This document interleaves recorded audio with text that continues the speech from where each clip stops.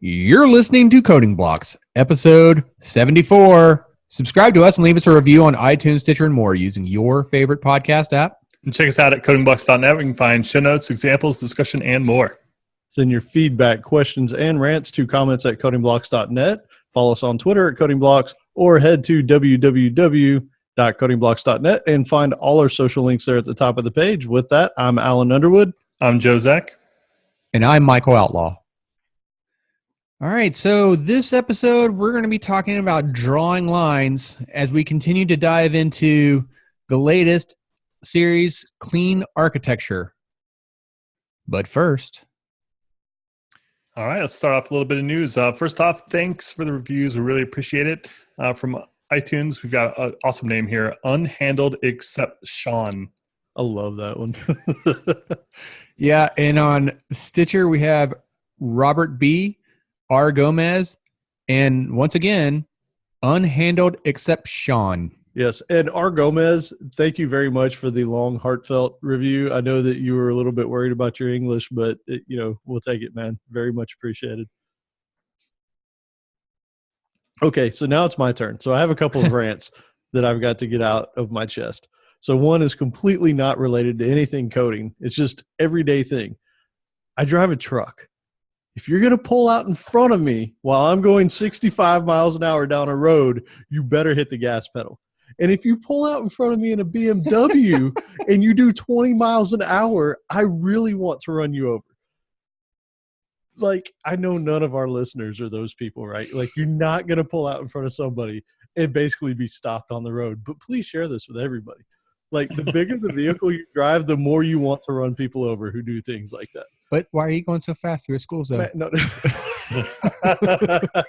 Oh, man, I did that the other day. Oh, did you get a ticket? No, I got a hand shaken at, though. Oh, I don't know what it was, man. worst. I stopped at a red light, and I was actually already in the school zone, and I just kind of forgot about it. And when the green line went, I just went like normal speed until I saw the guy in the orange vest. It was like, "Hey, you!" Like, you better be glad it was just a handshaking, because the ticket in one of those things. Yeah, or hitting a bunch of kids would have been pretty bad too. Yeah, that's never good. Yep. Yeah, man. At any rate, yeah, that's rant number one. Okay, so my blood pressure is slowly going back down now. The other thing, man, like, if we're all coders, and so we all face challenges all the time, right? Like, I think I even made this analogy on Slack the other day about, like, you're working on a problem and it feels like you're just pushing that problem along inch by inch, right? And you finally look up and you're like, man, I made it a mile down the road somehow. I don't know how I got here, because it feels like it's been a struggle every step of the way. Part of that is because when tutorials are written, they almost always feel like they are written with the most simple use case in mind. Not the most common use case, but the simplest. And that drives me absolutely crazy. Like, this thing that I've been struggling with, I've been trying to work on Kafka and some data things. And there was this one little nuance that has probably cost me a week of nights. Like, I'm not even joking. Like, it's been a lot of time. Man, if there is a little nuance like that you figured out and you wrote an article about, bold it, highlight it, make it a 90-point font, make it blink. I don't care what you got to do. Call it out. Like, that is a pet peeve of mine, is when there's simplistic use cases that are like, oh, this is so easy to use, but then anybody that really goes to use it, they end up frustrated. Like, man, do everybody a favor. If you're writing blogs or you're doing anything like that and there's something that really does jump out as not really expected, call it out. Like, seriously, call it out somehow, because you will save hours of frustration from other people. Even though that you wrote that blog post and you wrote it in there, if it's just sort of in the flow with everything else, then I don't know. I feel like it's almost a disservice. So that's my ask of everybody. Hey, that reminds me, hope I pronounced that right, sorry.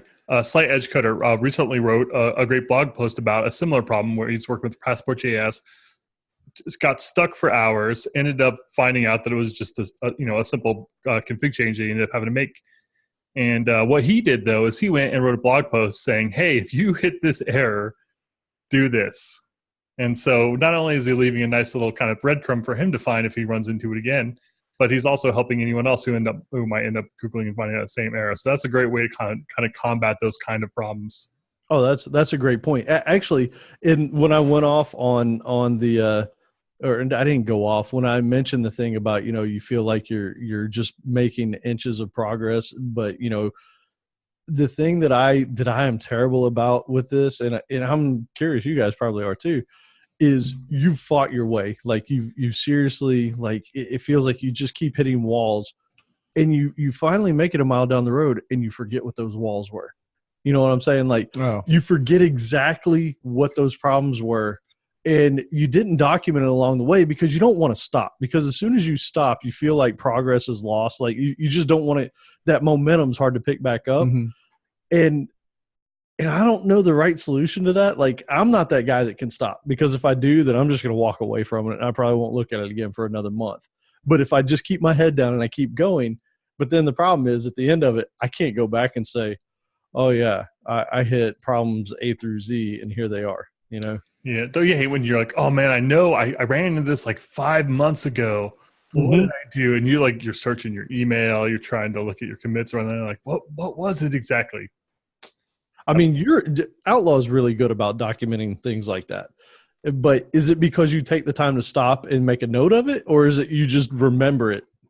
No, it's definitely like I'm taking the notes as I go. Yeah, I should, but I just can't do it. I mean, Joe, you asked a question today that triggered a memory about, there's this error coming up. What is it? And I was like, man, I vaguely remember that, and I got close enough to where you were able to find it. But stuff like that, it's amazing how much time you lose just by not taking note of those little things that trip you up along the way. So, yeah, but I'm also really bad about I would definitely say I'm guilty about taking the lazy approach too, and just being like, I'll remember it for next time. right. And then I never do. And right. like, oh God, and then you hit it again, and then it's like 2 hours later, you're like, oh, it was just so that's why when you see the notes that I do take, you're like, oh wow, that was really good, really detailed. It's because like, yeah, that's like one of the times where I did bother to take the notes as I went along. I'm like, fine, I'll document this so I never have to look at it again, never have to remember it again. I can just go back to this article. Yeah, I don't remember who I was talking to. But then because that was such a to-do, yes, that's why I don't do it that often, because it's like, it's such a to-do. It's a time. Yeah, it's a time sink. I don't remember who I was talking with in Slack. I wish I'd taken notes of that one too.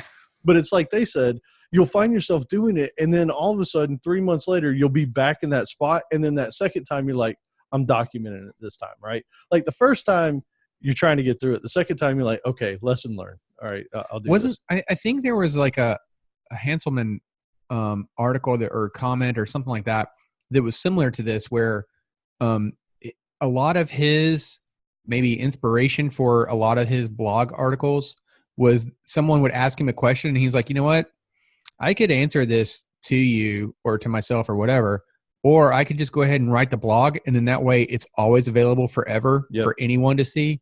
And then anyone else that asks the question again, they can just go look at that. It's the smart approach, seriously.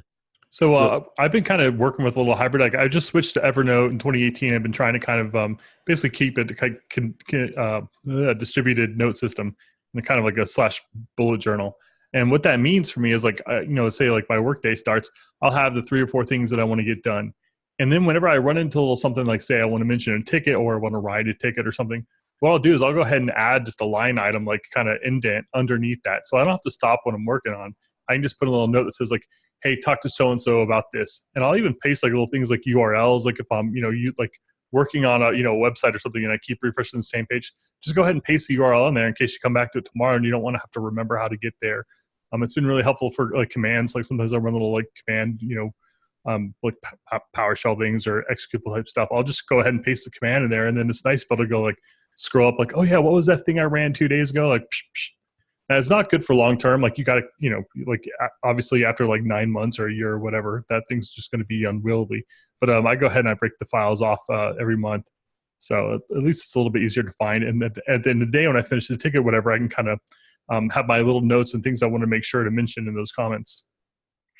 Yeah, I've gotten into the habit too, as far as like note taking is concerned, of like I didn't used to do this, but now I've gotten in the habit. Like anytime I'm taking notes, I just go ahead and do it in Markdown. I just go ahead and do it in Markdown, and then like I think Jay-Z and I were on a call recently where like it just conveniently worked out. It was like, you know what? I can just take this whole thing and just make a wiki article out of it, and then it's already done. That's beautiful. Because I wrote it as we went. I am curious why Evernote instead of OneNote. Just because I want to be able to do it on my phone. I mean, I'm sure OneNote works on my phone too. I do have Office 365, so I could. There's also Google Keep. It just Evernote was the one that I'd heard of from Jay over at Productivity and Tech. So that's what I went with. OneNote, like I did use that a little bit before. You could paste pictures and stuff in there really nicely, but I wanted to keep things like simple, like plain text, and I do it in Markdown, just like Alice said. Cool, excellent. So what you got up next? I'm going to be doing a bit of public speaking. Crossing off some things on my bucket list here. So you can catch me at the next Orlando.net meetup or at Orlando Code Camp coming up, I think in April. So if you're in the Central Florida region, you should come over and say hi. Check out my talk, throw stuff. Or if, like me, you've already booked your hotel and flight reservations. Woo!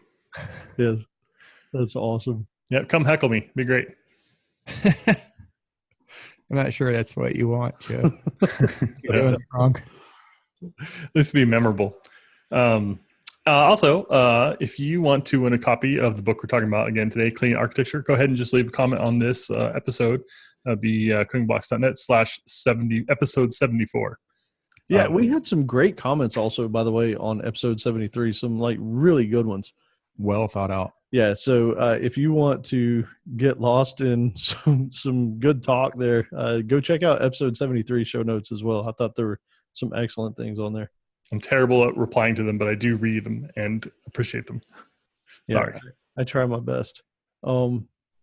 And also, we mentioned it on the previous episode. If you are interested in helping the show out as well as yourself, you can head to codingblocks.net/resources. I've been trying to, like, for this book, linking all the episodes to the book that we have. And also, if you want to go buy it on Amazon and follow along, you can do that.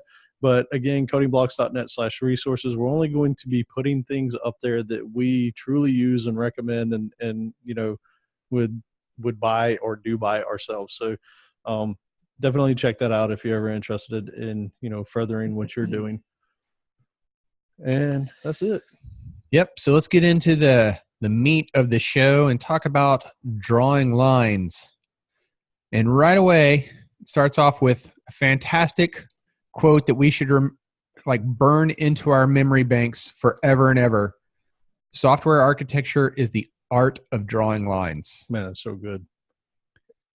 It's so true too, because like every decision that you're going to make about how you architect some solution, you can think about it as how you're drawing lines around things. So like in the domain driven design conversation, we talked about circles and grouping things like, different aggregates over here, different, trying to break up your domain model into different functions, right?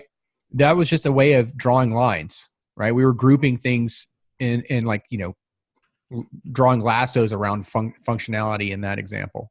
Yeah, and what they say here is pretty simple.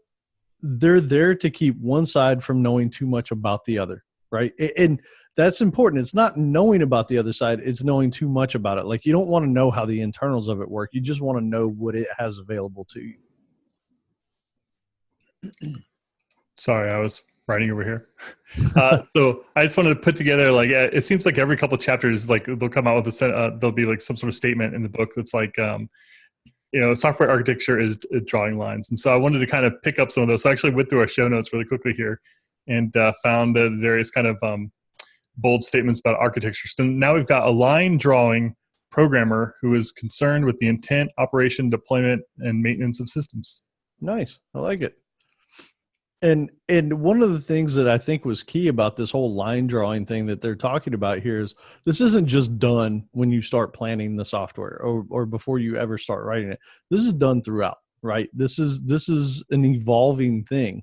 So it's not a one and done thing. It's, as we said earlier, right?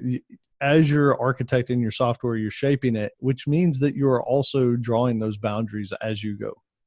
And I really like that because later in the book, they actually come up with or actually later in the chapter, come up with a couple tales of kind of column case studies where they talk about what happens when, but it wasn't the point of the stories, but in both cases, I think the architecture was separated from the operation. So in one, I think the architect kind of came in midway and, threw out a big blueprint and said, this is what we're doing. And it wasn't really so much caught up in the day-to-day and ended up kind of building something where the architecture was not in line with the actual business requirements. Right. And that's what this chapter is all about. It's about drawing lines so you can defer those kind of decisions and not make those kind of bad decisions too early. I just thought of something that would be like a perfect visualization for like the software. Well, normally we talk about like the software development lifecycle, right? But if we were to think about like the software architecture lifecycle, those visualizations that you see, I think it's like the life animation or something where it's like it's like the cellular division keeps happening. Oh right? Yeah, Game of Life Cellular Automata. Yeah, I was trying to find an example of it, but like that's the perfect animation or like description of the architecture, right? It's okay, it's going to start out big, but like it's going to continuously evolve. Mm-hmm. You're going to keep drawing new lines, new boundaries around components and modules and things like that, and breaking things off. But that's going to happen over time. You're not going to try to do all of that at the start. And if you do, you're probably going to fail at it because you're going to try and work within those confines artificially a lot of times. Hey, if you want to watch a cool video on how to program that sort of thing, then there's one up on the internet you can find actually on our blog. We did a little bit live coding in order to make that happen in a browser. Very cool. And this is just a reminder from earlier. The goal of the architect is to minimize the amount of human resources needed to build a system. We talked about that. I think it might have been in the last episode, in that hardware is cheap. Processing is relatively cheap, but what's not cheap is the people needed to build the systems. And so you're trying to minimize the amount of overhead and cognitive load to do this stuff. And we talked about this a little bit before. The least or last responsible moment, something that gets me in trouble with my partner. Trying to defer decisions until you want to hit that sweet spot where you defer them until the last possible moment where you're not lose anything by that deferral, but you also don't do it too early. Man, I can't wait until we talk about the use case that he talks about where he deferred the decision. We'll be getting to it in a minute. But as we said, like, we're not going to go into deep all the stories in this particular chapter. I mean, obviously you can get the book and do that. That's one of the things that you'll get when you get these books, is some of the stuff that we're just not going to talk about that much. But what Joe alluded to a minute ago was the story of the architecture of this system that was really not even, I think, Outlaw, we were talking about it earlier, and the architecture sometimes is described as all the technologies and the stacks and the tiers and all that, right? Oh, you're referring to, he makes this comment about, you often hear people refer to the UI layer and the server side, the app server and the database server, as being a 3-tiered architecture approach. And he's like, that's not architecture. Right. That describes nothing about your architecture. Right. And when he goes into this section, one of the stories that he shares was this whole notion to where, this company had an app that was like a desktop app, and then they wanted to make it a web app. And so they hired a bunch of developers to come in, and those developers were like, okay, here's what we're going to do, right? We're going to have this thing in order to scale out the servers. Somebody here might want to do that. We're going to have all these separate tiers within it. And then we're going to have all these microservices, and we're going to have all this, and we're going to have all that. Right. And so when they built this thing, they built in a ton of overhead and just time think about that, right? Mm-hmm. When you think about just a typical application that connects to a database, just managing those two layers can be a bit of a pain, right? you have network latency, you have all that stuff. When you start adding in microservices, those services then need to know how to talk to other services, and then those need to be able to communicate on down the way, right? And now you have all these deployments and everything. It gets incredibly complicated, right? Yeah. They end up only deploying this to a single machine. Right. Yeah. What the convinced that the whole time, even though they had broken out the architecture the way they did, they were convinced that it was the right way, and it stayed like that for a decade on running on one machine. And I remember back when I was doing Cold Fusion, like that was a really common way of thinking about things. Like, we always talk about end-tier applications.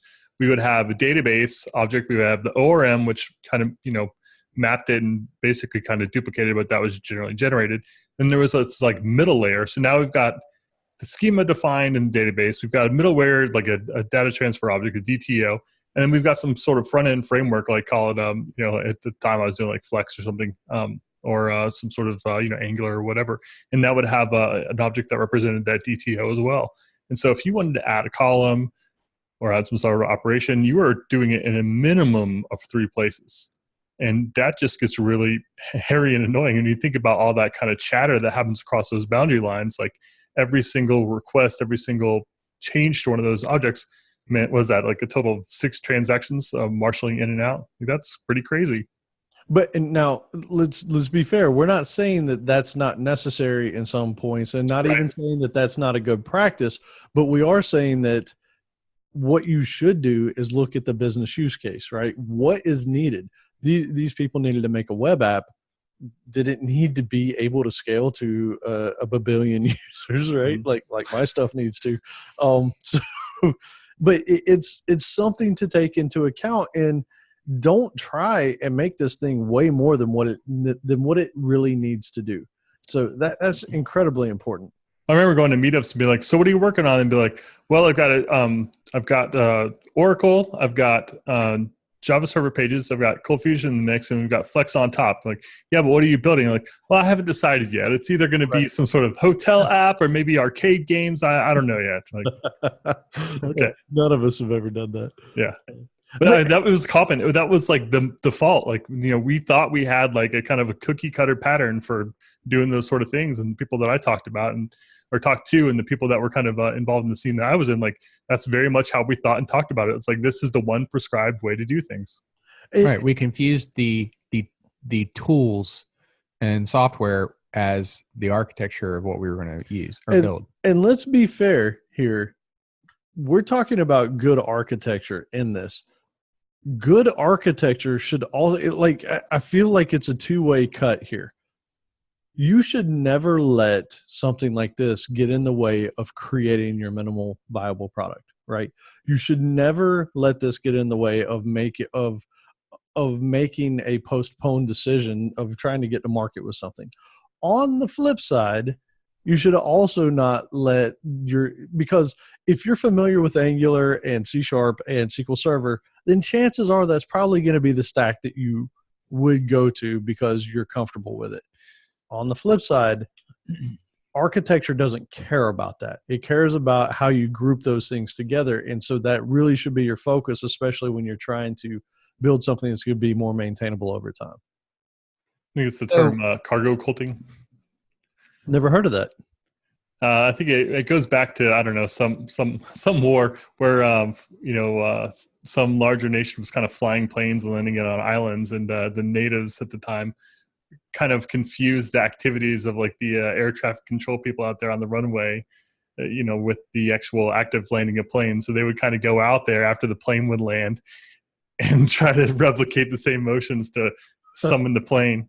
So just I think it's a common term, and sometimes see in the blogosphere for kind of following rules blindly without really thinking about or not understanding the impact that you're supposed to be having with it. So going along that lines, though, of the minimal viable product, right, and getting that out there and deferring decisions, there was one story that he talked about, though, that was one of his personal stories where he said that they were writing this piece of software called Fitness, and they thought that they might want to use a database, and they were planning on using MySQL. That was kind of what they already had in the back of their minds, didn't know why they needed it, didn't know if they were going to need it, but they thought they would need a database, as we always do for every, most applications we ever write. Okay. And, but they decided, you know what, instead of like actually taking the time and the hassle of spinning up MySQL, getting all that schema set up or whatever, permissions, blah, blah, blah, blah, blah, let's just defer that decision for now. So we will mock that out with interfaces, and we'll create mocks for that database. And when it gets to the point where we really need it, then we'll worry about it. Kept developing, year goes by, still no database actually in use during the development. Then it gets to the point where like, well, we actually do need more data than what we can put in our mocks. So how about if we still don't really want to spin up a database. So that still sounds like a lot of work. How about we just write this stuff to disk? So we'll make a new mock that will just save some stuff, read and write to a file on disk. They did memory first. It was memory first. Yeah, they did memory. Yeah. So I skipped ahead. But the point is that they kept deferring that decision until eventually they're like, you know what? It turns out we don't ever need a real database.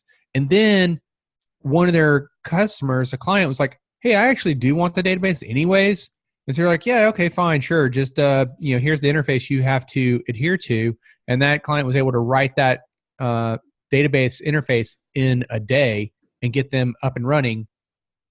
And that's what it was all about. So like the idea is like, because the line had already been drawn in the sand about like, hey, we're not going to introduce this dependency on this database, right? We're going to make a hard line here. And this interface is going to be how we're going to interact with whatever that storage mechanism is. We don't care what it is, but we're going to draw a line that it has to go through this interface. Then by the time that they were ready to make a decision about like, okay, fine, let's add in a database if you really want a database, then it didn't make for a lot of changes throughout the code. It didn't make for any other changes in it. I think reading this chapter, I felt really good about myself because I thought, maybe I'm such a productive programmer because there's no way I would make it more than a week in any project without a database. So I feel like I could do a year's worth of work because obviously I'm doing everything right. I mean, I've got little crappy 2D roguelikes that use SQLite database. So check this out. I want to back up just a little bit because we have listeners of all ranges of experience. And I want to describe a little bit more in detail what we're saying here with the contract thing, with the interface. So when they say that they wrote their app and they just had this interface for the data access, think about something like, get customers. They basically had an interface. We'll call it, I get customers or something, or, get customers could have been the method or whatever for whatever that data access was. But there had to be no implementation. It was literally just an interface. So whatever fulfilled it behind the scenes, they had a class, and we'll call it, mock. I forget what they called it. It was something like mock. Oh man, what was it? Mock wiki page. Mock wiki page. And so literally they were able to just plug in that concrete class now to fill in that, get wiki pages call, because it didn't matter what was there. We had this iWiki page data access, and then get wiki pages was just one of the calls in there. So however you want to fill that thing in, you could do. And so the reason they were able to keep iterating on that was because everything that was coded to that contract. The interface was our number one episode, I think. I is for interface. Yep. We talked about in that you're coding to a contract. The contract says you have to have a method called get wiki pages. I don't care how you give it to me, but this is what has to fill it in, right? And so they started with mock classes. Then they said, okay, well, that's not good enough. Let's go to in-memory classes. All right, fine, let's plug that in. Okay, well, that's not cutting it anymore. Let's put it to disk. Oh, somebody wants to do a database? Well, here's all the 10 methods you need to implement in your MySQL database. You can do it. So I just wanted, it's easy to say interface, but we mean truly an object-oriented interface, right? That is what we're talking about. Just the other day I was working on a shared database with somebody, and I had a JavaScript call going out and fetching data, and they were changing the proc on me, right? So one day it takes 2 minutes. That's annoying. The next day it's just broken. I don't know if it's my code, their code, whatever. So finally I'm like, I'm just gonna take a sample result from here. I'm gonna kind of pop it in here and coming out the line that does the fetch, right?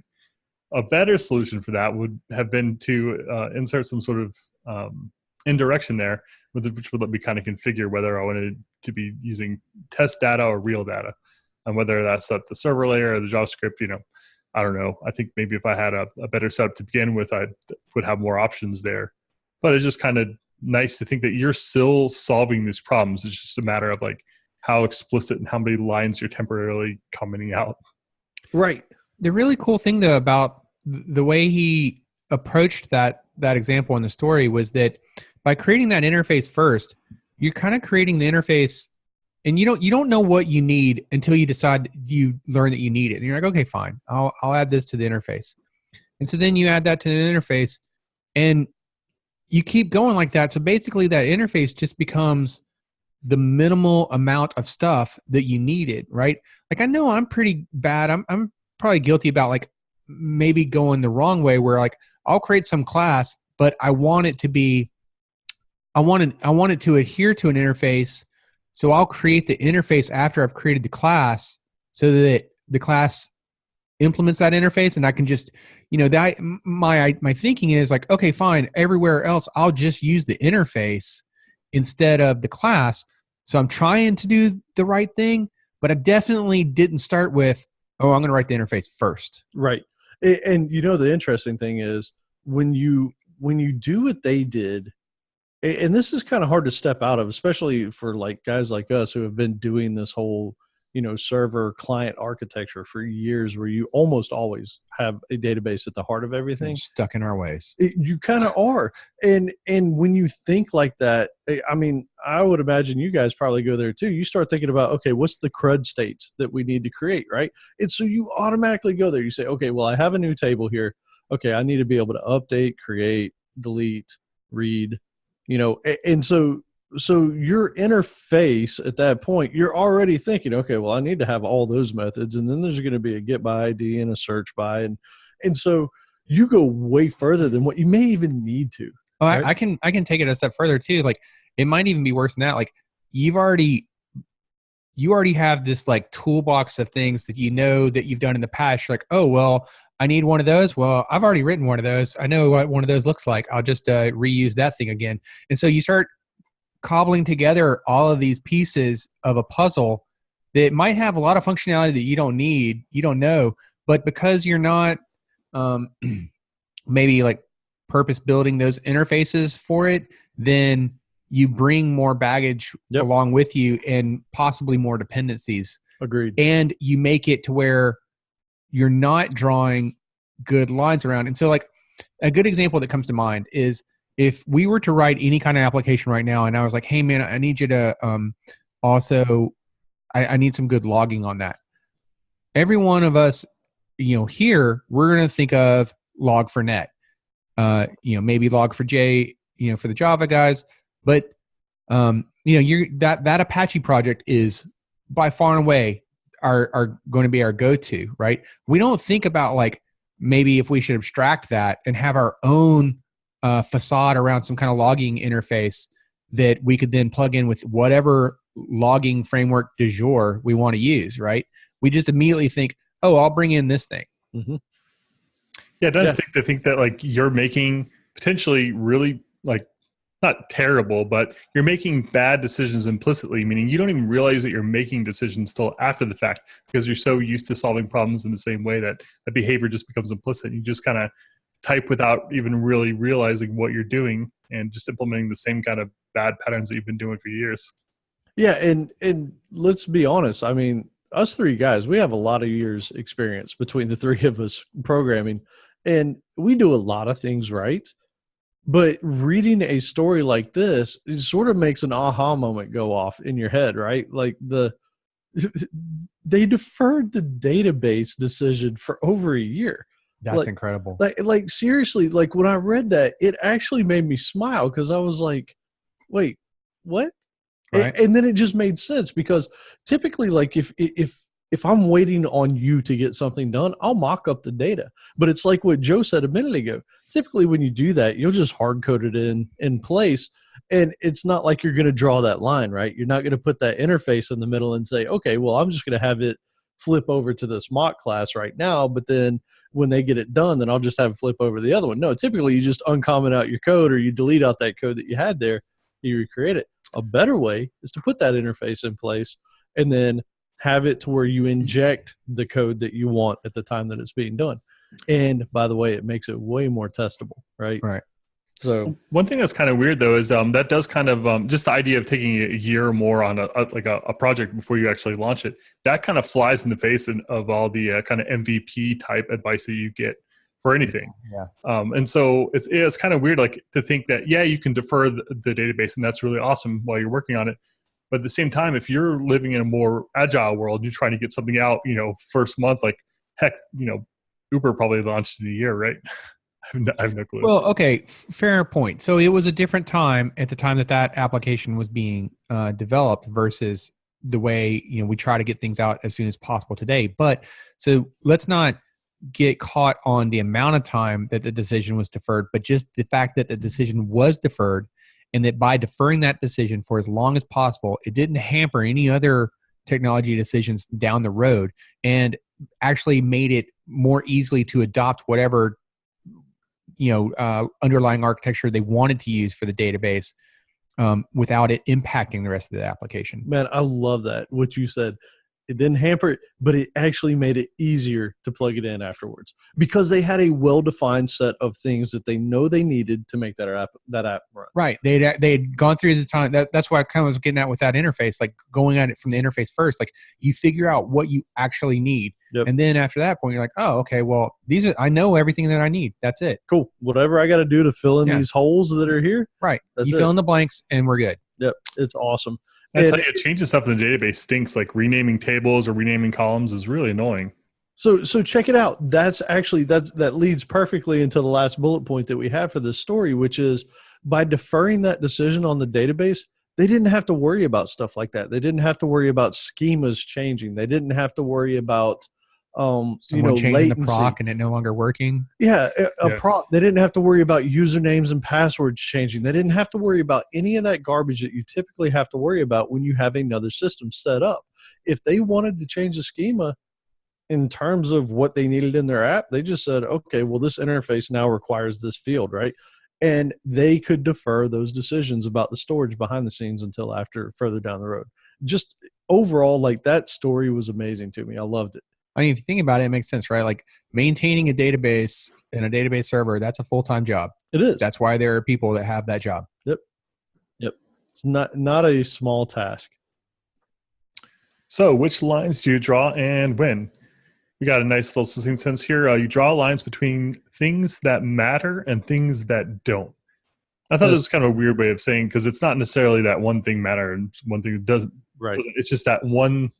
The details of one thing doesn't matter to the other. Right. So they bring up that the GUI or the UI doesn't matter to the business rules. So what does that mean?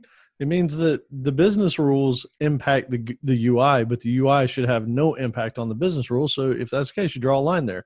That's the boundary. That's an easy separating point. That's how it should be.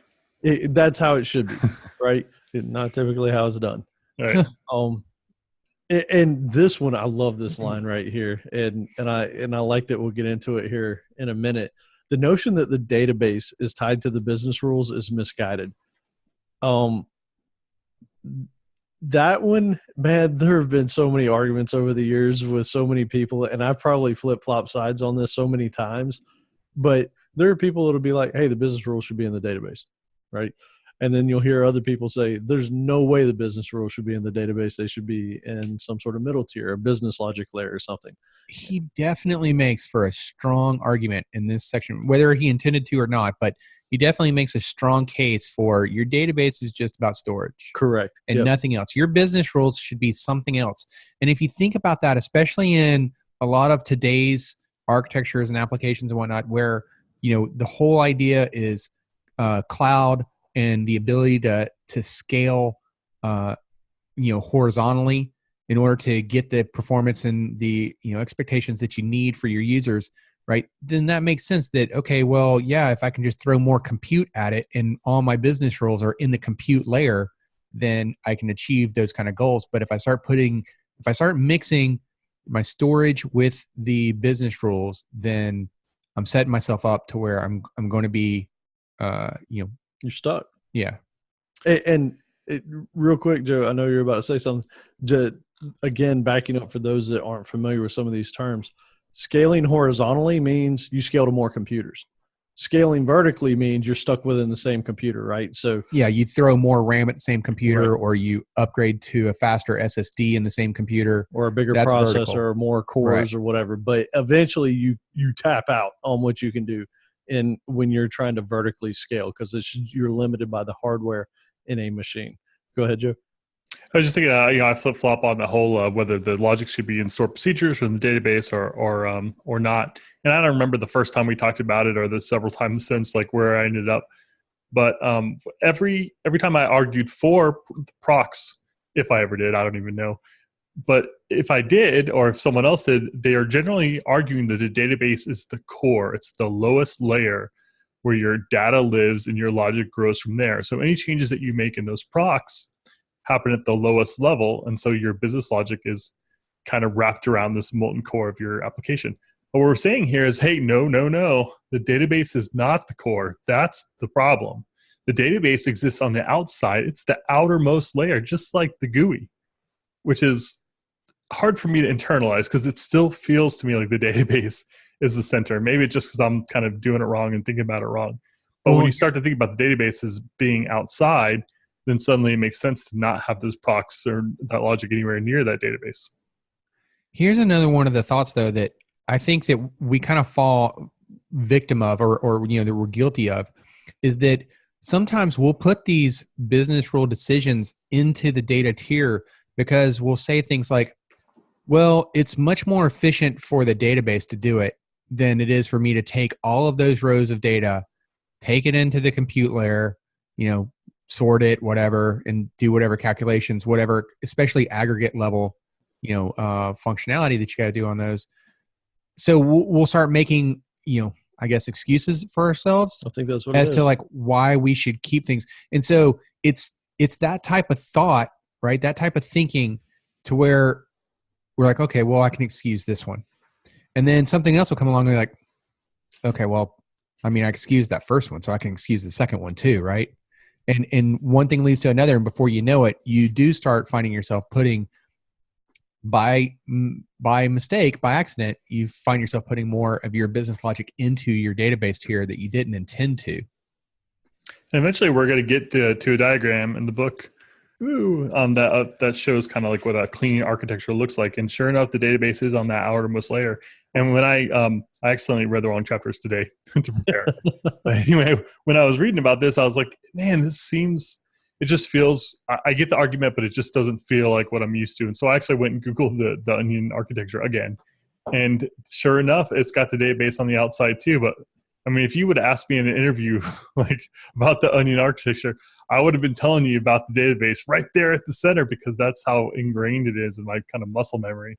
So right. What Outlaw said, and this is the perfect reason why it happens that way. Think about this, right? Like, let's just take an e-commerce app, because it's really easy for us to think about products, right? It's easy for us to think about attributes on a product. Here's a perfect example. You have, this database that has, 10,000 widgets in it, and you want to mark every one of those widgets with the color blue. Typically, you'd say update, product set color equal blue. And the reason you do that is because of what you said. The efficiency in people's mind, because you're dealing with that storage tier, and that storage tier is central to everything else you do. That's where your mind goes. But you can't really enforce business rules like that. And the other problem with that typically is SQL queries. SQL in and of itself is not a language that lends itself to modularity, right? Mm-hmm. We've seen this a lot. Like you can't extend a query and say, hey, man, so we want to update all these things, but enforce the business logic here. Well, it's also very difficult to do it conditionally. Right. Well, let Right. me just use the results of a stored procedure. Good luck. Yeah, Right. yeah. I mean, it's not made for that. It's made for operating on set-based amounts of data. If we're talking about relational databases, so what Outlaw said was the reason we do it that way is because, oh man, if I just want to update every product in there, it'll be real easy, right? It'll do it in place. I could say update product set color equal blue, done, boom. Right. Every product in the database is done. But what if when you set it to blue, you also have to, I don't know, set some other attribute on it, right? Unless you wrote that in the proc, or unless that CRUD operation that typically is a dumb CRUD operation, we'll call it, right? Because it's just going to basically say update this attribute.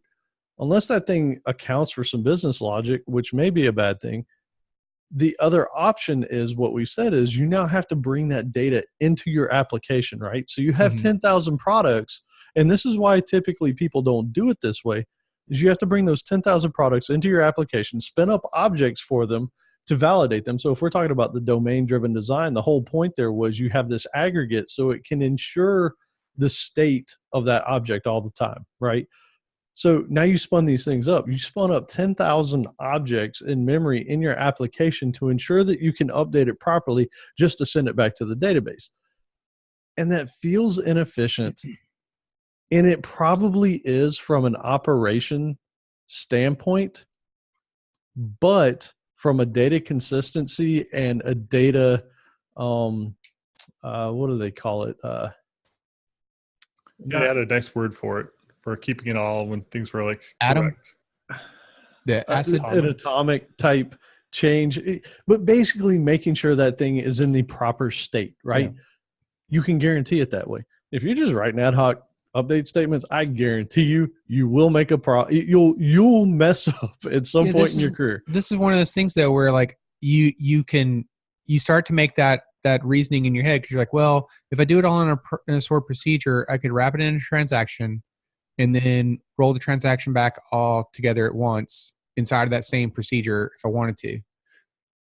Which, okay, yeah, I mean, yes, technically you can do that. You could, but that doesn't mean that you couldn't have a transaction in your app layer too. Which you can. So you could do multiple SQL statements, if that's what, if you're assuming you're doing SQL, and then commit the transaction all in your app layer. Yep. It doesn't have to be in the proc. I was thinking about this though from like, there was, I don't remember how many episodes back it was, but we got into a conversation and I think it was around during the, some of the domain-driven design discussions.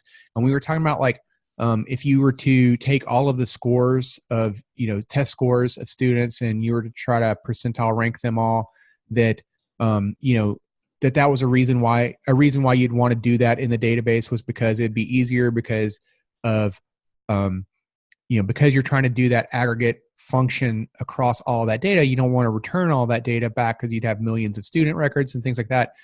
But now, like having read this, this section, I'm like, oh man, that was like a horrible thing to have said. I wish we could go back and edit that out now, but we'll leave it there. But yeah, because I mean, it definitely goes back into the face of exactly what this is kind of describing here, right? Like that was an example where it was like, okay, well, we'll use this excuse of putting that business logic into the database tier because we find it easier. It's easier. That's really what it boils down to. Now, don't get me wrong. If you transition that to the application layer, it's going to be chattier, right? It's going to be less efficient, straight up. Yeah. But can it be more consistent? Absolutely, right? You can enforce better business rules there. And by the way, if you ever need to change the storage of where some of that stuff lives, your application now still can work, right? Whereas, swapping out that back end stuff may be more difficult. You have a bunch of cobbled together stored procs or whatever. So I wanted to hit on all that because there is you really have to make a decision in your mind to say, okay, we know that we're going to take this hit, but it's worth it. Mm-hmm. You could also make a very specific service, like a color updater service, but then that requires a deployment and all sorts of stuff that is really annoying and difficult too. But then again, though, still your service might have the application logic in it as well, right? So, I mean, if it's part of your business or whatever, regardless, we're just saying there's a really good argument not to use your database for your business layer, right? Yeah, my specific service is definitely cheating. The integrity, I think, was the words that we were looking for before. Integrity, that is the word. Looked up in our show notes. So yeah, the service is definitely cheating.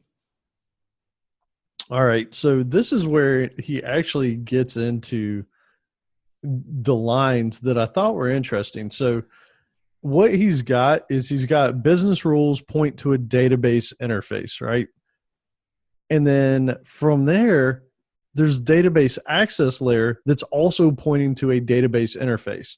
Now there's a boundary between the database interface and the database access layer. And then, so the database access is sort of sitting in between the database interface and then the actual database. So it's actually what's going to go to the database, get the stuff out, and then fulfill the contract to the database interface, right? That the business rules can use. Right. It's important to say that database access is implementing that database interface. Right. Nothing should be directly reaching out to that database access layer if done right. Because basically what happens is, and I think one of you guys said it earlier, is the indirection. It gets injected in. Whatever's supposed to fulfill that contract would be supplied at the time that you're running the application. And these arrows really confuse me. And there's a couple diagrams that do this. And for some reason, the arrows just point in the directions that I don't expect. So how I finally kind of justified it to myself is thinking about them as knows about lines. So business rules know about the database interface, and the database access knows about both the database interface, which exists in that business library, we'll call it, and the database access, but it also knows about the database. And I'm apologizing right now because I know we don't have a great track record for talking about diagrams, but I hope you'll stick with us here. The idea is that just like we talked about before, we're drawing lines about things that matter and the things that we don't care about. So the business rules care about that database interface. Database access cares about that database interface. The database interface doesn't care about either of those. Right.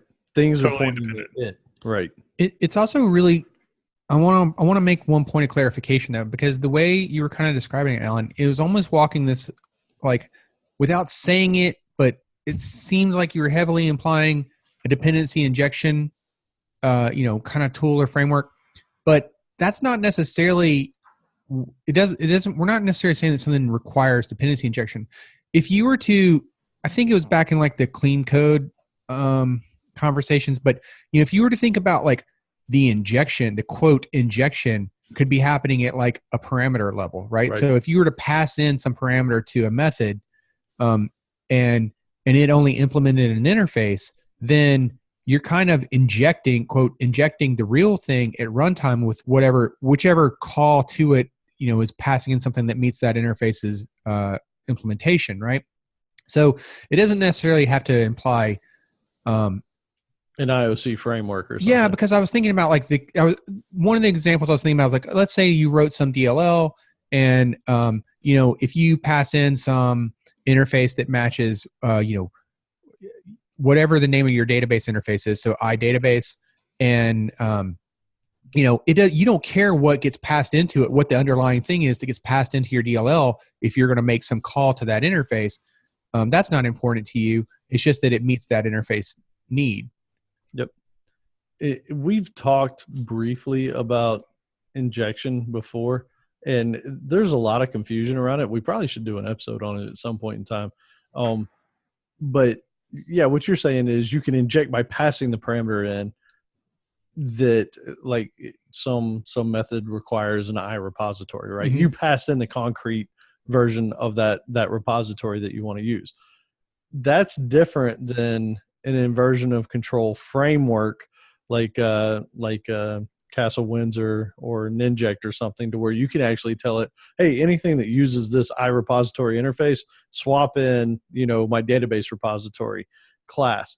So they do similar things, but they don't have to be some sort of automatic at runtime type thing, is what you're saying. Now, if you remember way back when we first started about clean architecture, the first chapter, he kind of did, or one of the first chapters, Uncle Bob went through and talked about kind of like a little bit of a history about programming. We talked about structured programming and object-oriented programming. And if you remember, he actually said like the main benefit of kind of modern traditional OO languages is the interface, because it enables these plug-in architectures, and it enables dependency inversion in a way that is easier than it's ever been before, easier and more correct than it's ever been before. And so it's the whole book is really built on that ever since. Like dependency injection, dependency inversion principles have come up every single chapter. Yep. Yeah, and this one was no different. So what about I/O?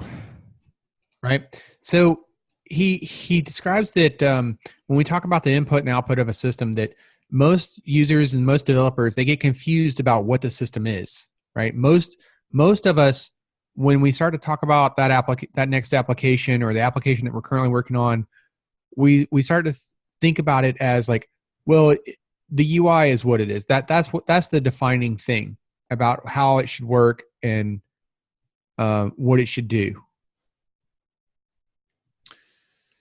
Yeah, and I'm trying to think about like what input and output means in this context. Like, are we talking about like keyboard input now? We're talking about like mouse, like anything. Yeah, screens, mouse, screens, keyboard. Yeah, the UI, the visual representation of it is how we often think about like what the system is. If I were to ask you, if we were to like, hey Joe, I got this great idea for a new iOS app, right? Well, it wouldn't be uncommon that we would just focus on discussions about like, yeah, so I got this idea. This is the UI is going to look like this. We'll click here. We'll go over there. Then these things are going to happen. Rainbows are going to fly out. Unicorns are going to dance across the screen, right? It'll be all focused on UI, but that's not what matters to the system. It's not it's the business rules that are going to matter. Yeah, the input. So the funny thing is, I thought about Joe's rogue game, right? No user actually has to interact with that thing, right? I mean, technically speaking, that character could be moved around in bits in a program. You could have something that made it move X amount of squares and run into enemies and do stuff. You don't have to have inputs and outputs there. Like, they're irrelevant. Like, the UI could be completely useless, because what matters is what happens when that character moves and encounters an enemy, and what happens when that enemy attacks and all that kind of stuff. And that's what was really weird, is they said the UI is basically irrelevant. Don't get me wrong. Are things not as useful without a UI? No. I mean, we're not trying to go that far, but really the overall intent of the system is what happens at that business layer. Almost always, really. So here's an example of this that came up in one of our recent conversations was, if you think about the UI not mattering, what if you were to like just totally rip out the UI as you know it, right? What if you could do that? So go open up a browser, go to google.com and look at Google and do a search on Google. Now open it up with links and do a search there. You just swapped out the entire interface, and yet it works, right? Yep. You remember back in the day, functionality is still there.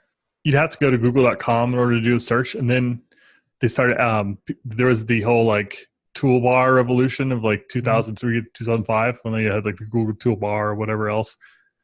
And just think about all the different ways. If you got an Android phone, you can like say it, you can type it, you can search it, you can Cortana or whatever will go out and search for you.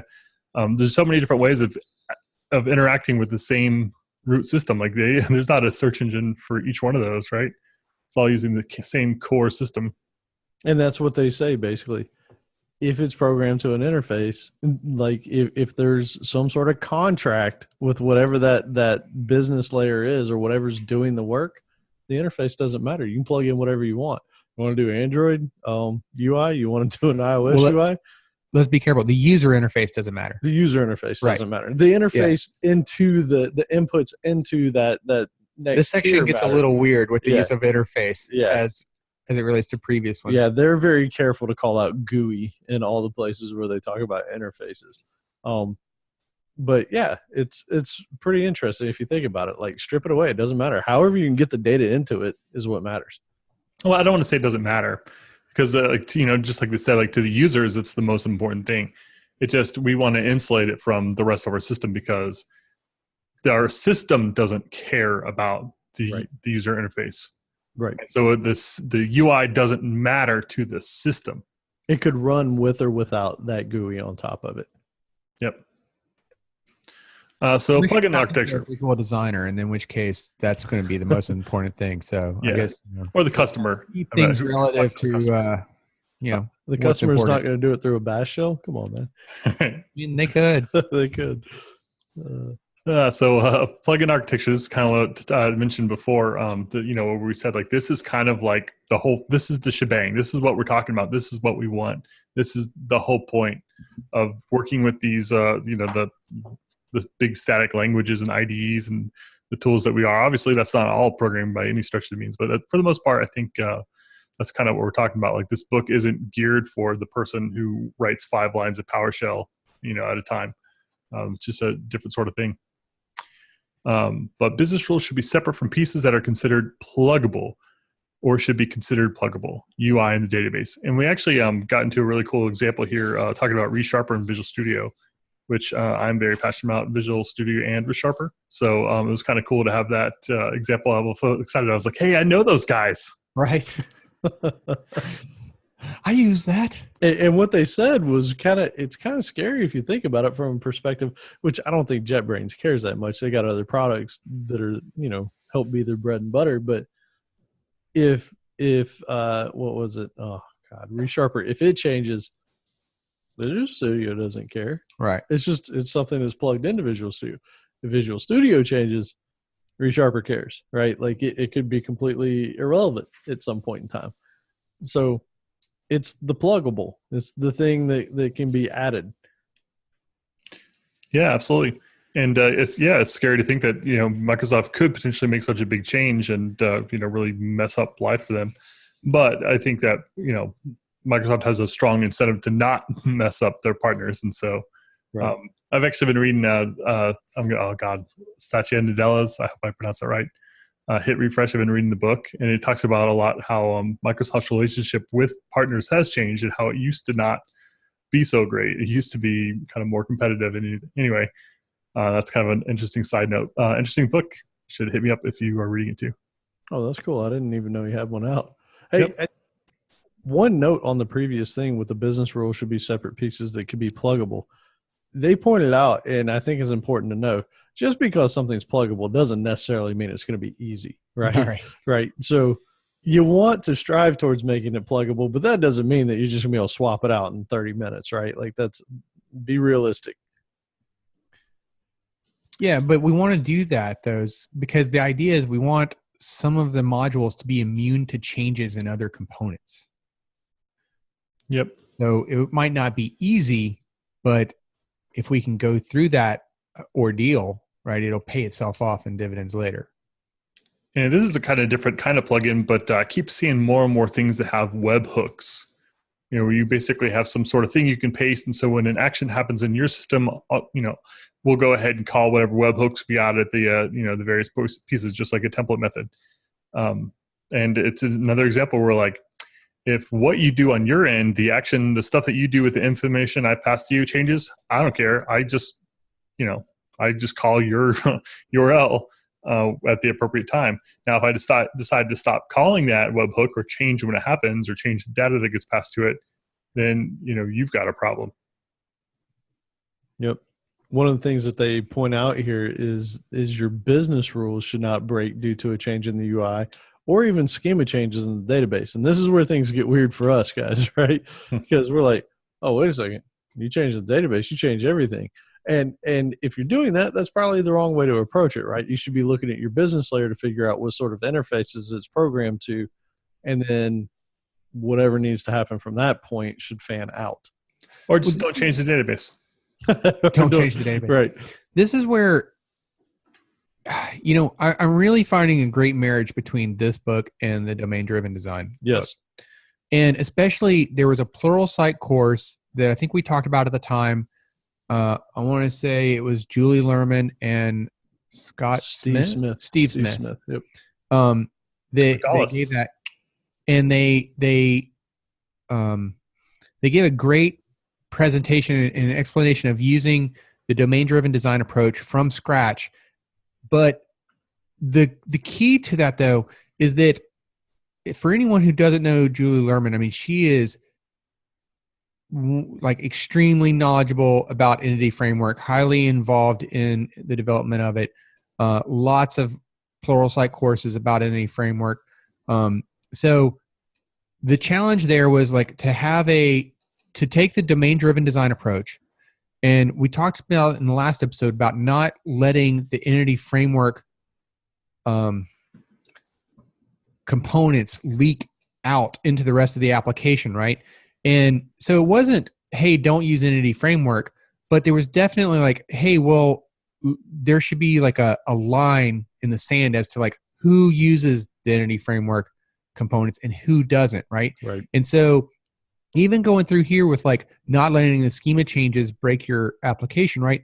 If elsewhere in your application, if you're not using, if you're using domain models that aren't necessarily, that closely tied to any framework, then it's not, yes, the schema changed, but it's not going to break the logic of those components necessarily. You might need to go back and do some refactoring, but things will still compile, for example. Like, I mean, that's what this is all about, right? Is like trying to draw, like,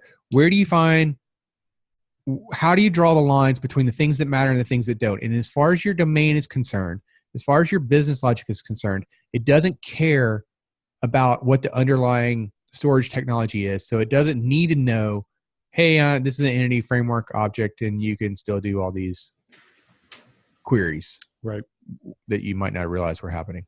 Right. And don't forget that Steve Smith is still doing the weekly Dev Tips podcast. So great way to get like little short 5-minute tips every week. But he's full of great advice. We've referenced him tons of times. Yeah, he's done some excellent courses on Pluralsight. Mm-hmm. Another thing that we have here is by arranging our modules into the plugin architecture, we basically create firewalls across the components, right? Like you create these safe entry and exit points. Yeah, I think that's a great term for it. That, and I always think about, you remember back to like science days, we talked about like cell walls and cell membranes that will only let like certain protein combinations or whatever like through the walls. And same idea as the firewall, I suppose. But I just like the idea of like using that in conjunction with like the interface separation principle or segregation principle in order to kind of cleanly define your lines. And it doesn't even matter what you pass because this is all that's getting through. And we do refer to drawing those boundaries along the line where there's an axis of change. And I know this term came up in an earlier chapter, but I don't remember exactly what it was. Is it in italics? Anyone remember? No, I couldn't remember either. I was thinking at first I was thinking of it similar to the main sequence when we had the conversation about the zone of uselessness. But I don't think that was right though. But yeah. So we want to draw the lines where there is the access of change. So basically, the things that are going to change and at different rates and for different reasons, we want boundaries between those things. Yep. And I've actually found people on Stack Overflow asking what the axis of change is. Sorry. And nobody knows. Nobody knows. Hey, who put this next one in here? That was me. So remember from episode 68, I already brought this up. The primary benefit of OO is dependency injection. So we can build these plugin architectures. So that's kind of the whole point.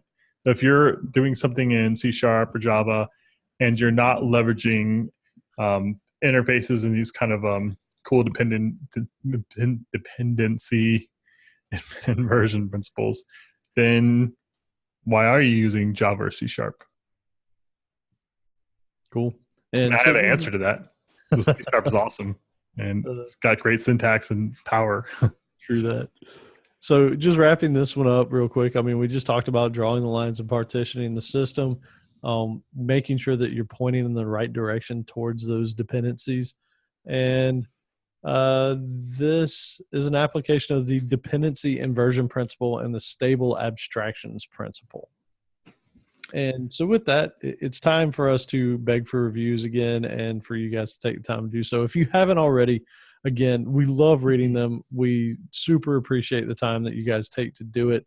It's near and dear to our hearts, and it helps other people see that, there's something that they might want to see over here or listen to or whatever. So, please do, if you haven't already, head to codingblocks.net/review and take the time to leave us a few words up there and, put a smile on our face. And thank you. And with that, it's time for my favorite portion of the show. Survey says. Ding. All right. So last episode, we asked the totally awesome and legit question. Is it okay for a site to open links in a new tab or window for you? And your choices are... Joe has opinions. Your incorrect choices are, first, absolutely. No one's got time for holding extra keys. Or, yeah, for holding extra keys. Second, yes, but only for links to external sites. Next, yes, but the site better warn me first. And your correct answer, nope, no, nope, never, nuh-uh. That's what control or command click is for. All right, so I think, Alan, you went first, so let's go Joe. Would you like to tell me the correct answer and maybe guess a percentage on it? With the correct answer or what I think the vote said? The vote. Let's go with that first. All right. I think the vote. The correct one, right? No, I think the vote is going to say yes for links to external sites because I think we've got a lot of web dev listeners, and that was like the stock advice for many years. Mm-hmm. It's not the correct answer, though. What's your percentage? Nope. No, never. Oh, wait, my percentage? Sorry. Yeah, your percentage. Jumped ahead. I'm going to say 36%.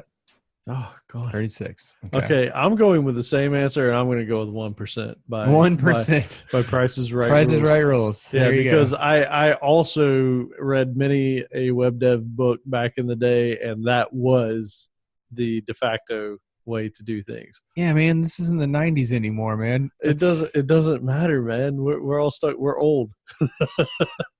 Oh, God. I hate that. But I honestly, no, never. I like that one. This whole thing about warn me first, there's nobody on this planet that said yes to that. I can't believe that. That irks me anytime I see it. Let me go ahead and get through the answers, and then we will discuss. Man.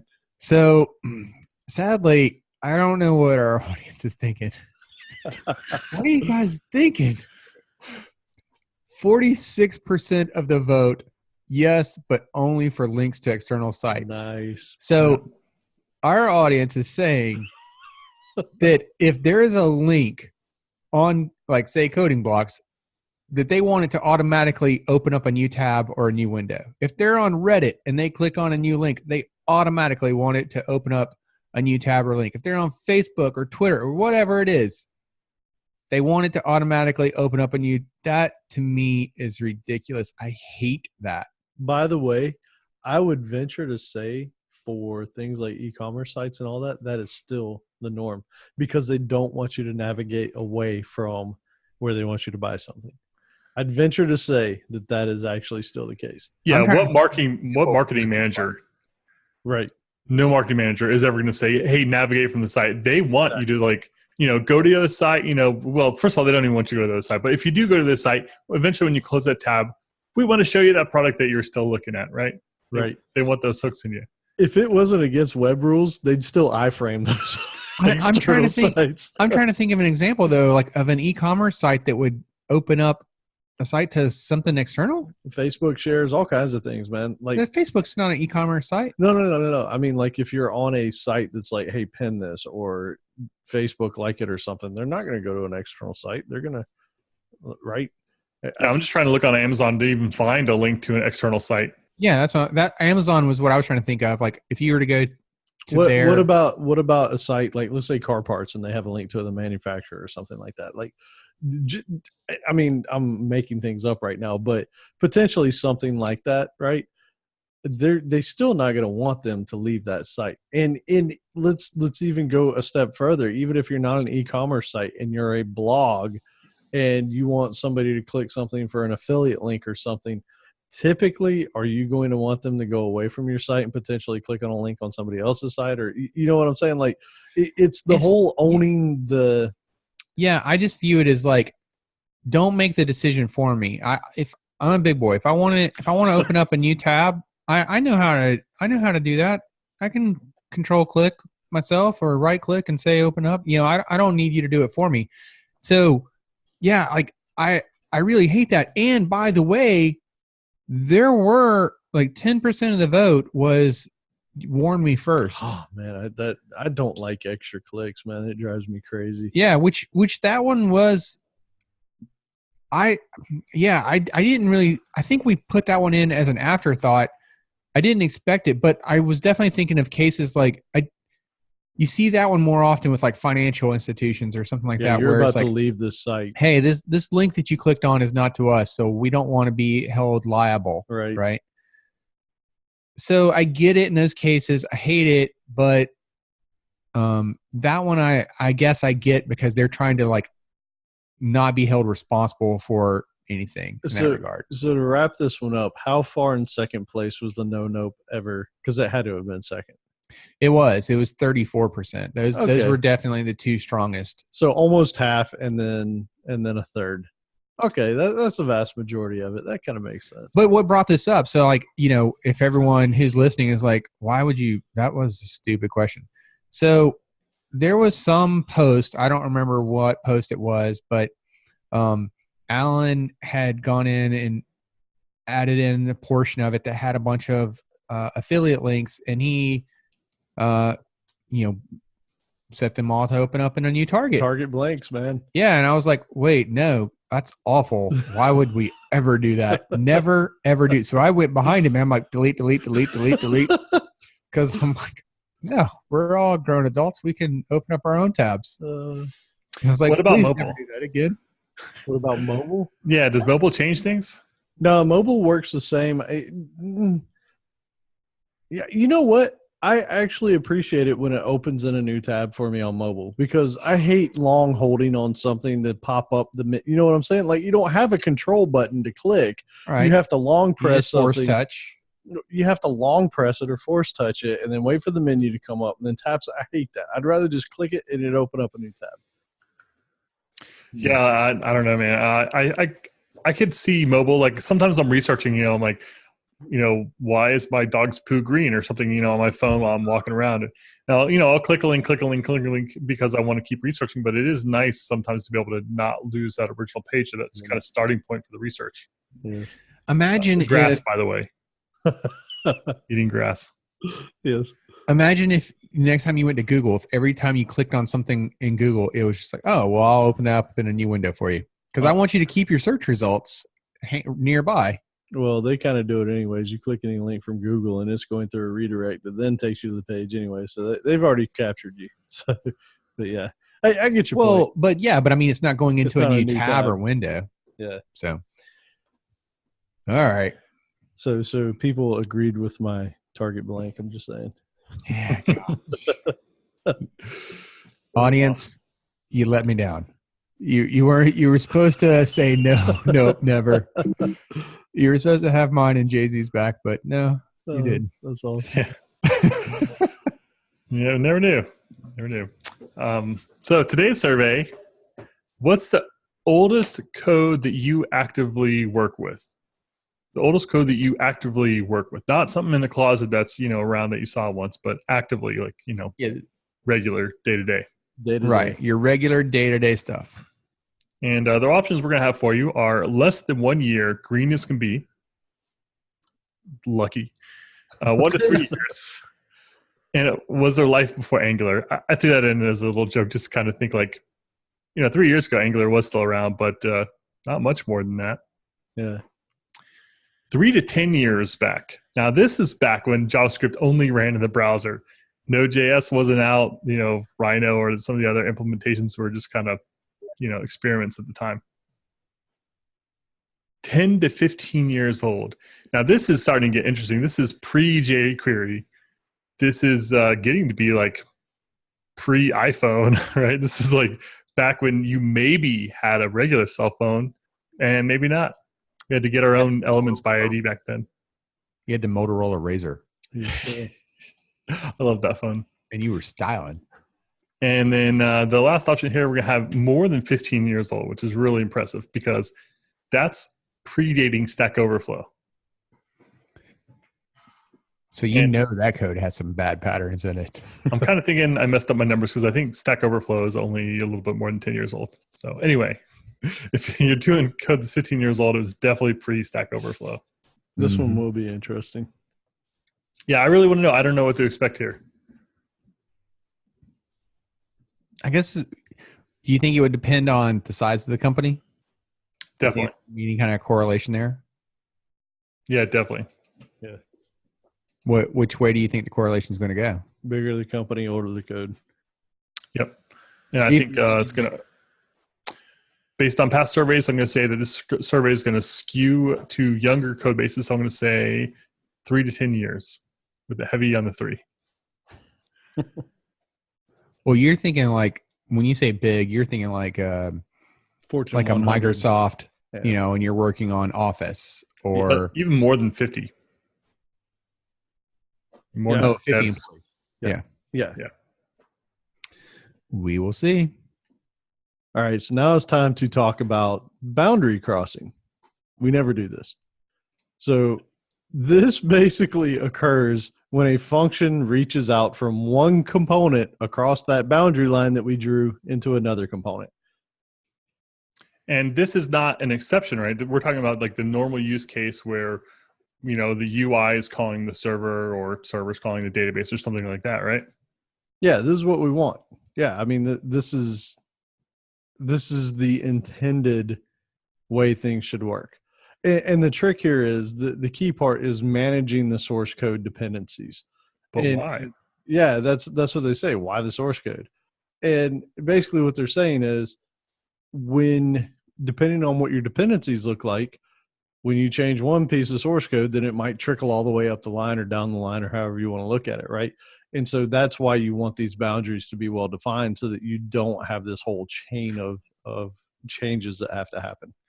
Yeah, in going back to the firewall comment, there was a great line where it was talking about like, the building and maintaining of these firewalls to protect against these changes is the whole purpose and the whole intent of the boundaries, right? So if we think about managing those boundaries the same way we would manage the code in the compilation, and to try to prevent one change from having to force a recompile on another, then that's a way of thinking about these lines. Yeah. But what about the dreaded monolith? And they bring this up because the point there is that just because we may end up with one, say, executable or one jar, one whatever, we still have those boundaries. They're just not as visible. Well, yeah, he says that this is the simplest of the architectural boundaries, right? So yes, you still have the boundaries, but these are your source code boundaries, at the component levels. Yeah, because they even say, right, within the monolith itself, just because it's all one application doesn't mean there aren't those lines. So even your statically linked libraries, right, those are your boundary lines because those are the things that can be swapped in, whether it's a jar or DLL or whatever. So, and again, they say that the interfaces are important. It's the same concepts. It's just it's all bundled together. Do you think it's harder to maintain good practice when it's bundled together like this because it requires more discipline? Personally, I don't think so. I do. You do really? I absolutely think so. Because when you my thinking is that if you have everything grouped together, like let's say you're in a Visual Studio kind of C# world, right? You got one solution file, some large number of projects, right? If you're not careful about putting good names on what those projects are so that the names alone can communicate what its intent and boundary is, and instead you fall victim of creating like, this is my helpers project, and this is my code library project, and my utility project, then those become dumping grounds of, well, because you didn't really know what to call it, you also don't know what should and shouldn't be in there. And so it becomes a very big mess. Okay. Yeah, I agree then. I take back my previous statement. So, do you think there are any programmers, on a say like a medium to large size team or even a small team that would argue that architecture doesn't matter? Architecture doesn't matter. Doesn't matter. It's a waste of time to talk about or think about. Wait, would is there a developer that would say that architecture doesn't matter? Yes. On a small, medium, large team. Yes, I would say that. I mean, I've even had the conversation with people where they're like, I don't understand the point of an interface, right? And so that almost, especially in the context of this book, but in a lot of conversations we've had, that almost right there says you don't care about it, right? Like you just want to tightly couple all the way down because you know that this is going to use this, is going to use this, and so why not just make it easy? Well, I don't know if that's fair. I mean, just because somebody doesn't understand its use and its purpose and why they should use it doesn't necessarily mean that they don't care. They just don't know. Like ignorance is bliss, right? Fair. Yeah, but I was just kind of thinking like, I don't think there's that many people that would explicitly say, I don't care about software architecture, just let me do my job. But I do feel like there are a lot of people that say, I don't care about learning interfaces. I do think dependency inversion is a waste of time.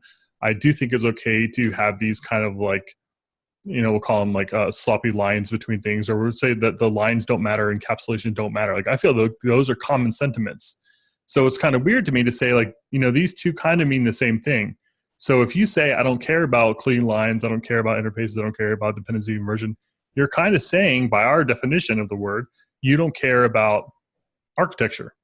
And I think maybe there are people out there who don't realize kind of what they're advocating against because they're not thinking of those things as architecture. And then I'm wondering what they think architecture is. But you know what? So in fairness to what Mike said, I agree. Ignorance is almost the excuse there, the answer there. I'm fine with that. But there are people, let's be completely clear. There are people that don't care about the architecture at all. They have a need to make something happen, and they'll just do it however they need to do it, and they don't care what the code looks like. They don't care if it's efficient. They just know that they got the job done, and they're moving on, right? Yeah, that ticket's done, and if you decide that you want to refactor it, move it somewhere else, then you have at it, but that's all on you. Right. So I think there is. I think there are plenty of people out there that don't care about architecture, and to a certain degree, I'm sort of okay with that, only because it's the same type thing as you need people that are willing to just do jobs, right? That don't overthink or underthink something. They just they're task runners, right? Like if you have somebody that works in an office that stacks shelves, and that's what you need them to do, right? And so maybe that's fine. I think that can be detrimental if you have too many of those people that don't care about it. But there are some people that just work really well as task runners. Hey, I need this thing knocked out. Go do it, right? But it seems like those are the kind of people, though, that you need to give. It's like you need to give them more guidance. You need to give them more examples of like, hey, this is the pattern that we're following. So as long as their status quo adheres to good patterns that you've already put in place, then yes, I understand where you're coming from by saying like, hey, you just need some task runners and that's fine. But when if you don't have good patterns in place, or you're trying to migrate to better patterns, then that type of person can get in your way. Yeah, true. But I would also argue too that people that are all trying to go the other direction and make everything way, way, way, way better, you can get a lot of collision there as well. So, I mean, it's answering your question. Yes, I think there are people that really don't care. They really they could give a hoot about it, right? Like just, hey, what do you need done? I'll do it. And do you think that having good architecture can kind of supplant those people, or maybe make it easier for them to do the right things, because doing the right, getting their day job done is easy because things have clean lines and there's a clear pattern for them to follow, and so it's almost harder for them to deviate from it. Absolutely, I yeah, think it is. totally. But I still, it's easier for them to follow the status quo, but they could still fall victim of, hey, I'm going to create this utility class. I'm going to put it into the wrong place, just because out of laziness. I don't feel like putting it, that for me to get to that other package, to put it in that one would mean that I'd also have to like republish the package and, make a new version publicly available or whatever, whether that be like an NPM module or a NuGet package or whatever, and I don't feel like doing that. I need this functionality right here, so I'm going to put it in here. So that still happens. But yeah, that's where code reviews come in hand, right? I will say, though, this is also where tooling can make a big difference in how effective you can make teams like that. Because honestly, let's take NuGet for an example. NuGet can be a freaking pain in the butt, right? If you want to package up a project and push it back up, especially if you don't know all the nuances, it can be a royal pain in the butt, right? Because you push it up, oh, there's an error. Okay, now I need to change something else. I need the debug symbols. I need all that. Oh, man, I'm going to have to push up another one, so I'm going to have to go back to the command line and do all that. It makes it a pain, right? So trying to do things right can be problematic, which, by the way, I have a real gripe with a particular thing that Microsoft's done. So in general, I love VSTS. Just absolutely love it, right? Like if you've worked in GitHub a lot and you've never actually messed in Visual Studio Team Services Online, like I love it. It's worth checking out if you want to put up a repo or whatever. Here's where I have a real frustration. So there is a package, a plugin that you can buy from Microsoft for auto packaging NuGets for you. So you set up a project or whatever, and you can tell it, hey, I want this project to be auto NuGetized so that you can even do pre-release versions. It's got all kinds of settings. You got to pay for it. Like, to me, that's dirty. Only from the perspective that like they have all these tools up there that make things better, but then that one's really useful, and it's not just you have to pay $50 for it. Like it's paid on a number of project things that use it. Like, come on, man, get that thing out, and it's got a horrible rating on the Visual Studio Marketplace for that reason. People are like, "Are you serious? Like, really? Why are you charging per?" And they're like, well, we looked at all the places. So something that's like 2 command lines. Yeah, like seriously, it's kind of ridiculous. Don't get me wrong. I don't want to downplay the fact that somebody built that thing and put it out there. But Microsoft, you've created this awesome world where people can program it and put these things. Come on, man. Ease the way. Don't get in the way of progress, especially for something like that. That's kind of ridiculous. But at any rate, going back to the whole thing, I digress on that. I do think that, yes, if somebody enforces good architecture, it can enable those people, just like you said. But I also think that tooling can play a huge role in enabling that to be easier, right?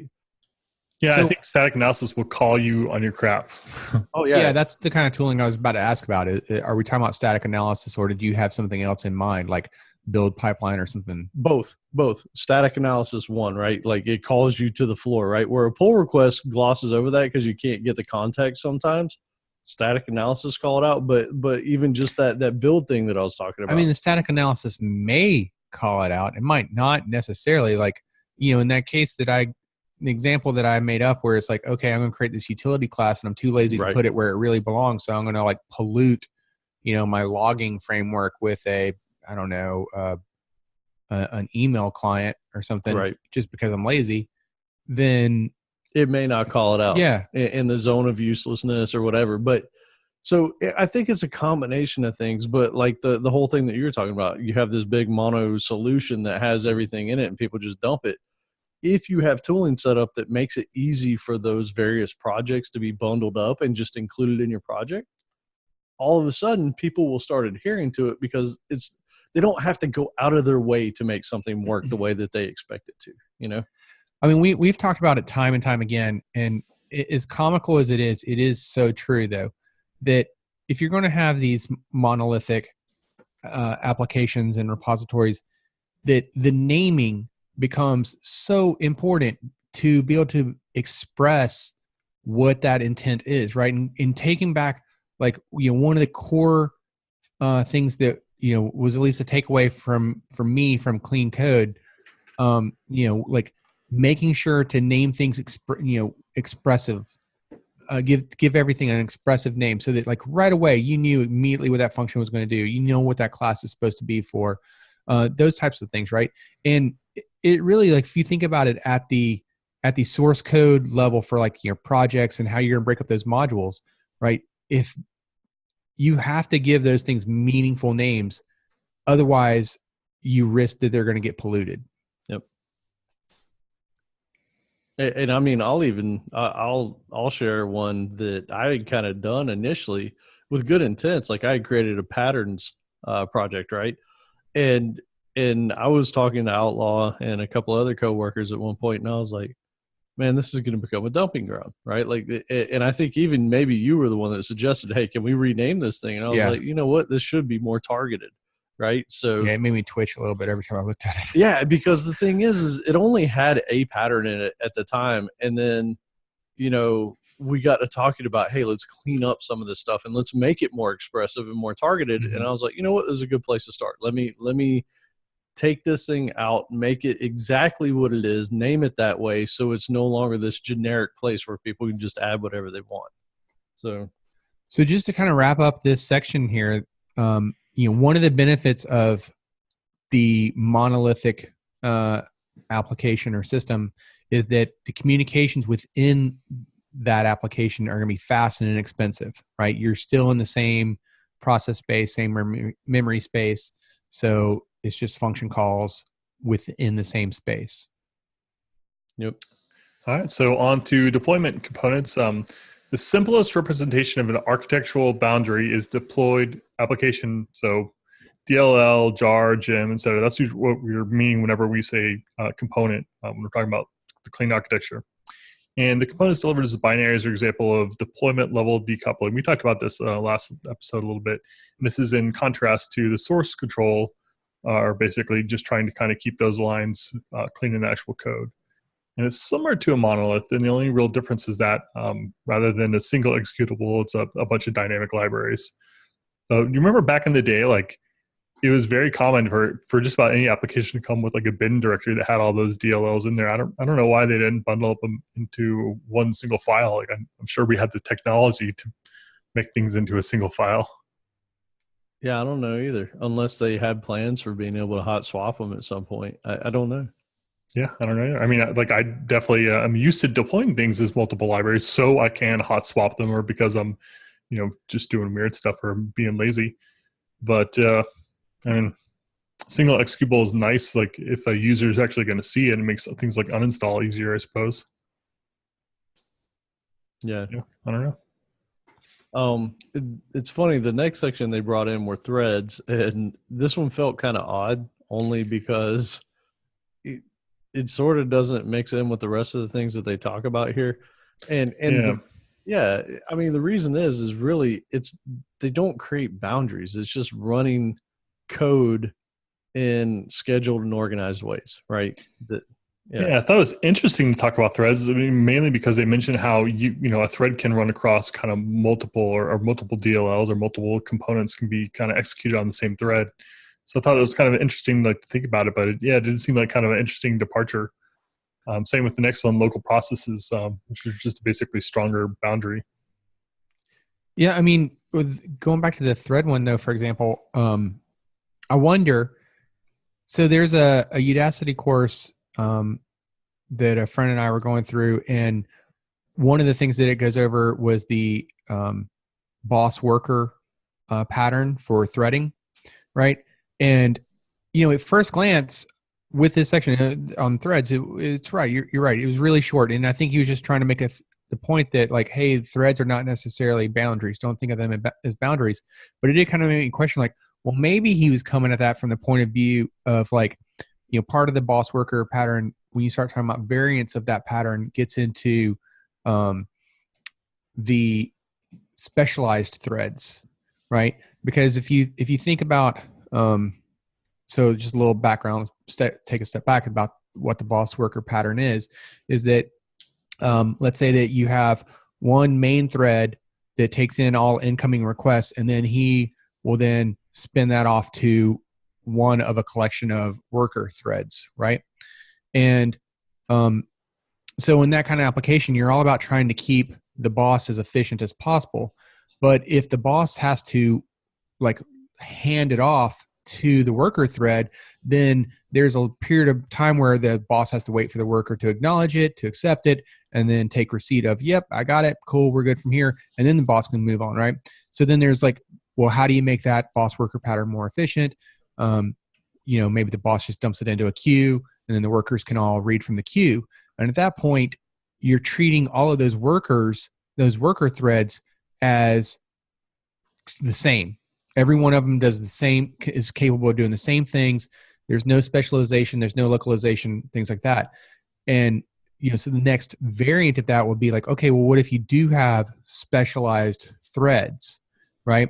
So because there's like I forget, there's some kind of computing law where it's like if you just recently did something, you're more likely to repeat it, and looping is a prime example of that, right? I forget, there's probably a better name for it, but I don't remember it. But the idea being that like if you have these specialized threads, right, then you can have better quality of service type capabilities built into it, and that localization that certain threads know how to do some things very well, right? So maybe, I don't know, but maybe that's where he wanted to go ahead and make this distinction. Like if that's you're thinking of like the specialized threads kind of scenario, like let's just go ahead and nip that idea in the bud. That is not an architectural boundary. That is not a line. Stop. That makes sense. Yes, like the first part was kind of like talking about where to put boundaries, and the second part, the part we're talking about now, is just kind of like the different kind of boundaries you can have. So we're talking about monoliths that don't really have much. We've got deploying things in static or dynamic linking. Now we're talking about threads, and then we go on to local processes, and then finally services. So just kind of, it just seems so weird to hop to threads to me, because it's just such a low level concept compared to everything else we've been talking about. So I almost expected like a paragraph or something to kind of like ease me into it, rather than just going from static linking to threads. Yeah, which are completely not related. Well, I mean, I guess in the monolithic, it was not maybe called out, but I guess you could assume after the fact that he was referring to like a single threaded application in that particular scenario. I think so, because he was talking about like everything ran within the same physical processor, whether it was multi-core or whatever, and then in the same memory space and all that kind of stuff. So yeah, I think that's kind of what the goal was. And with threads, they're more processes that run independently, but there's no boundaries, right? It could be running any portion of an application. It doesn't matter. And the next step up from that is basically local processes, which I mentioned before as basically a stronger boundary. So they typically communicate with sockets. So we're talking about processes on the same machine here. They run in separate memory spaces. So these are things that typically can be broken off to services or something. It's kind of like a large component, but it's just like kind of one step up from the thread. Reading that part made me think of the 12-factor app again. Mm-hmm. Yeah. We've referenced that section before. So if you haven't already heard that series, we did go over the 12-factor app. But that was one of the ideas here, was that like, you could just have your process spit out its output to standard out, and if something else wanted to grab it, then it could just take the input from standard in, do whatever it needed, spit it back out to standard out, things like that. And this is where things get interesting, because this is where we start talking about performance of these things. So they talk about this local process. You have to be a little bit more careful here, because when you're working in a local process, the thing that is like your liaison is going to and out of the OS layer. Mm-hmm. And so the marshalling takes time, right? Taking your data packets and moving it into the OS and then moving it over into something else. Like that translation and that conversion over there, that takes time. It eats up CPU cycles. And so this is where we start talking about some of the performance impacts. Yeah, in the whole reason why you're trying to break these things up into different processes, though, is you're trying to have these lower level processes be plugins to the higher level processes. Yep. Yeah, so it's a stronger boundary, but it's got a performance hit. And that takes us to the next level, which is services, which are the strongest boundary. They don't have to run in the same process. They can run in the same machine, but usually not. So these are things that can run across like a network or even across the internet. And so strongest boundary, but also the least performant.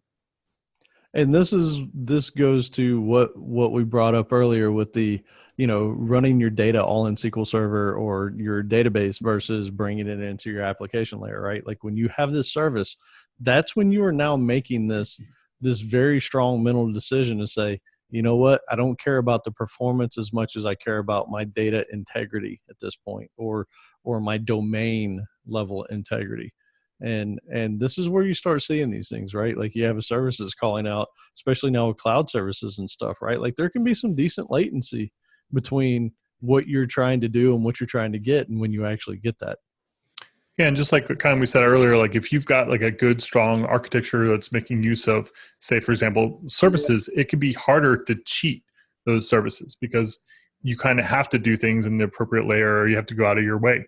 Now, if you're relying on threads for all of your boundaries, like you've got one, say, big executable, then it's really easy to cheat those layers because they're essentially virtual, right? So you can tie your UI logic into your database calls or do whatever you want to, because there isn't that enforcement there that's happening. So I do think that, like we said earlier, services can help encourage doing things the right way. Although, you can screw up anything. I can anyway. True. We all can. Master of it. Cool. Yeah.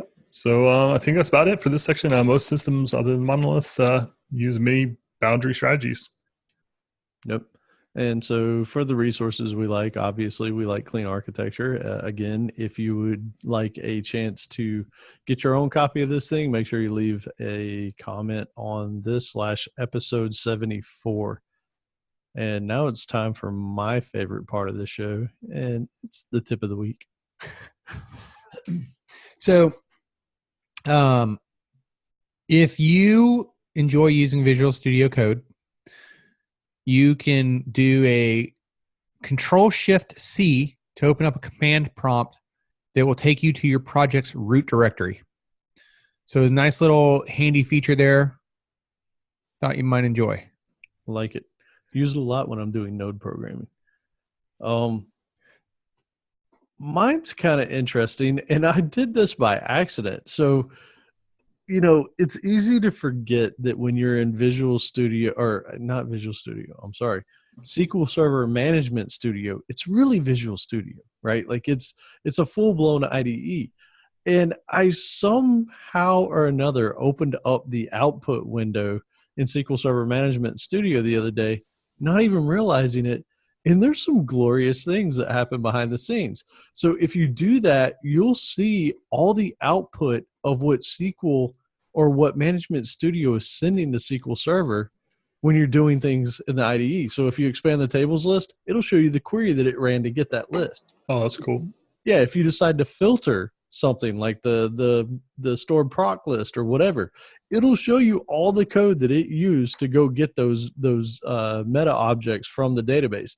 So it's kind of a cool way if you want to see some of the hidden tricks in SQL Server of finding these things out. Like I wouldn't be surprised if who's that guy that has like the SQL Server tips blog? Dave Penal. Yeah. Yes. Right. Like I would not be surprised at all if he sniffed a lot of these things. Like one of the tips that I do, or one of the tricks that I do a lot, is I'll select star from sys.objects where object definition, and then I'll put whatever I want in there. And I can search the entire database for procs, functions, whatever that have something. You can see all that kind of stuff if you have that output window open when you're doing things in that left nav. So yeah, pretty cool tip. Hey, I do want to clarify real quick. That if you're on Mac for that Visual Studio Code, Command-Shift-C would also work. And Cool. And just in case for those that are like, wait a minute, there's an easier way, because you can also do a Control-Tick which will bring up an integrated terminal inside of Visual Studio Code already there. Oh, so the other one launches it outside. Yes. Okay. Yeah, so I Okay. want to make that clarification.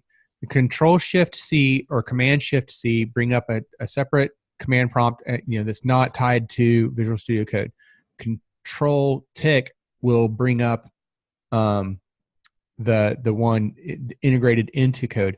But I've actually had problems where, like, especially on Windows, where that one it's hit or miss as to whether or not it actually opens it up for me or not. And I'm not sure if that's because of some other extension that I have installed in code, and maybe they get confused as to which one's supposed to respond to that. I don't know yet. I haven't figured that out. Cool. Yeah, and for my tip, I have to throw a big thanks out to at Crittner from Slack.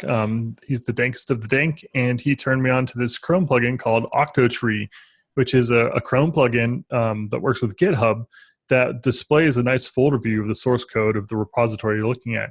If it's any public repository, it just works. It shows up great, like a nice little pane on the left-hand side.